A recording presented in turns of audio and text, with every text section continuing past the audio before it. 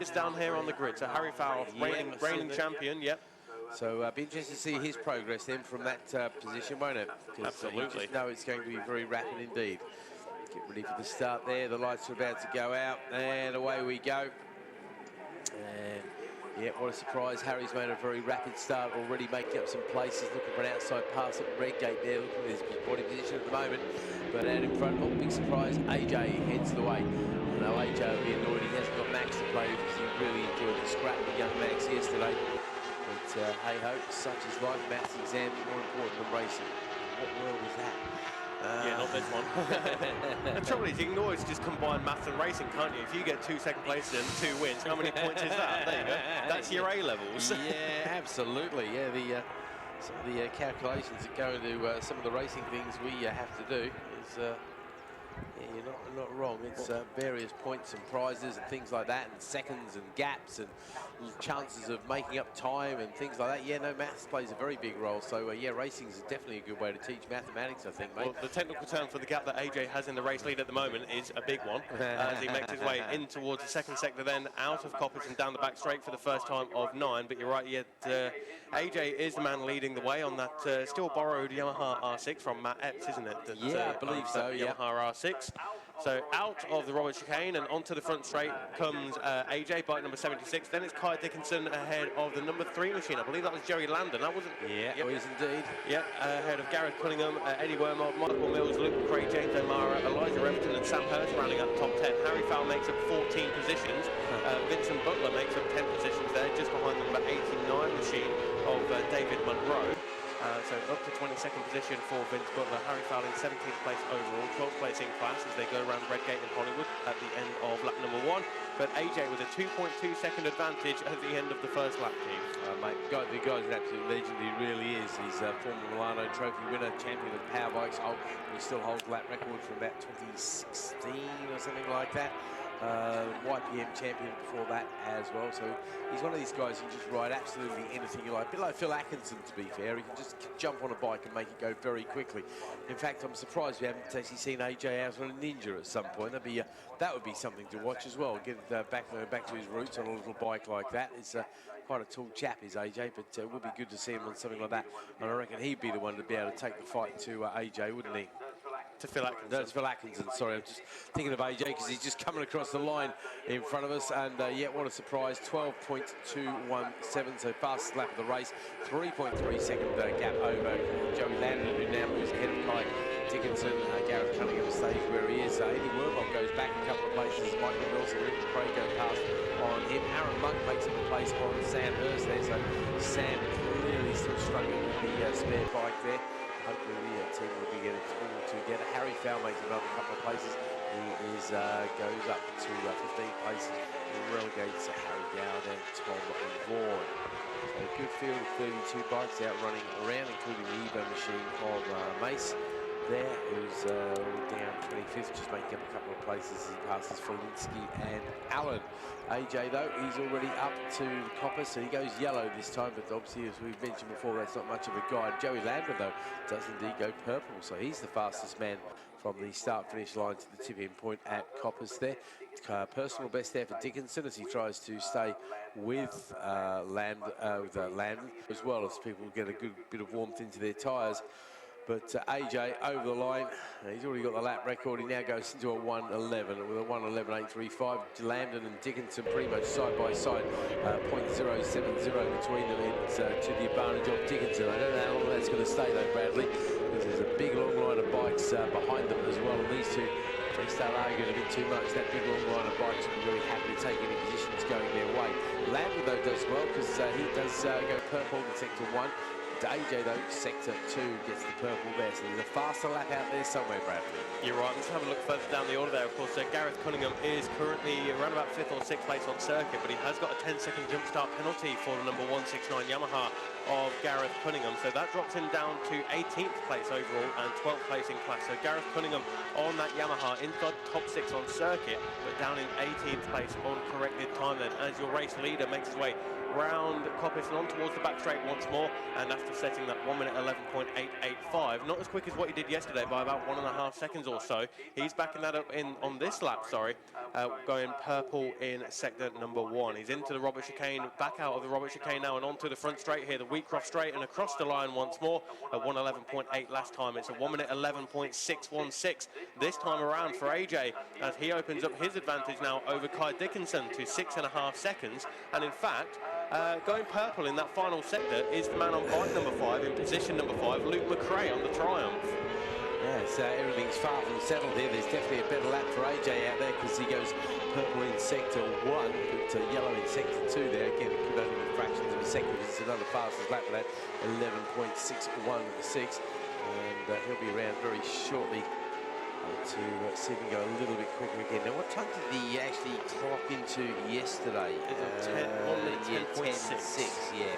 So 10s is the hot pace. He did 11 in the morning session yesterday as well. So he's still quite away from his absolute best time. But he doesn't need to get try too hard, really. He's 6.5 seconds to the good.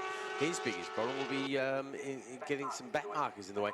But having said that, looking at the spread around the track, actually, mate, even though it's a 9-lap race, I'm hoping we might not get too much back marker action here, actually, because he's coming across the start-finish line now. They're just exiting the old hairpin, so yeah, it's a fair old chunk of track to make up, but if anybody can, it would be AJ. So here comes that great battle in for the 2nd, 3rd, 4th, 5th, 6th place. So all together there, those AJ might have an 8-second lead, but those guys have got 7/10 of a second between them. Dickinson, Landon, Mills, McRae. Everton just off the money there, but he's got his own battle with O'Mara as well. Wormold, Monk and Hurst having their own private battle as well. Walker a little bit lonely. Harry Fowler's now made his way up to 12th place. He's into the 1:14s. At the moment, that's going to give him probably a 3rd row start, because 11s is the hot pace, obviously, but there's some 12s and 13s there as well. So you want to be into the 13s if you want a much better group position there, Harry. And he's into the 14 zeros, and he's now got a little bit of a gap between himself and the bikes in front, so wouldn't be surprised to see a personal best, if nothing else, from Harry Fowler this time. Vaughan goes past on Gower, down towards the back there. And he's looking at the sector times, everybody's yellow as they go over in the first sector, apart from Harry Fowler. Big surprise, there's a PB coming from Harry this time. He did a 14.0 last time. I wonder if we're going to see a slightly better lap, because that 2-second gap between himself and Walker means there's quite a bit of empty track in front of him. AJ's over the line though with another 1.11.7 this time. That's probably his slowest lap of the race, but it's still quicker than anybody else by a good chunk of time. Dickinson, Landon, Mills, McRae, no change there between Everton and Mara either. Monk goes past on Wormold though. Hurst stays where he is. Walker stays where he is. Foul, he does, yeah, here we go, 13. I knew Harry had that in him. 13.596, so he's got that gap down to 7/10 of a second. Takes a big chunk out of the difference between 12th and 11th place on that particular lap. The other one going double green, so indicating a personal best there, is Tiling down 18th place. And he's trying desperately to get past Harry Gower in front of him. Harry there losing a place there. Cunningham's got a penalty there. 10-second jump start penalty there. No. Sorry, just seen that penalty come up there. So yeah, I thought there was a little bit of slipping on the line there, so that does your chances of doing well in the race no good at all, as AJ comes across the line to complete lap 7 of 9, 11.866 this time. So pretty much hitting cruise control by AJ standards, that's for sure. Looks like Dickinson's starting to get a little bit of a hold on this second place. He's now got 6/10 of a second over Joey Landon. Joey's problem is that he's got Luke McRae right alongside, with Michael Mills also in the mix. They're just a couple of tenths back. In fact, McRae went past on Mills in that lap. O'Mara went past on Everton. Everton continues to leave the Clubmans ahead of Monk. And it's Wormold in 9th. Sam Hurst holds on to the 10th place. And sure enough, Harry Fowler does indeed go past on Walker there for that 11th place.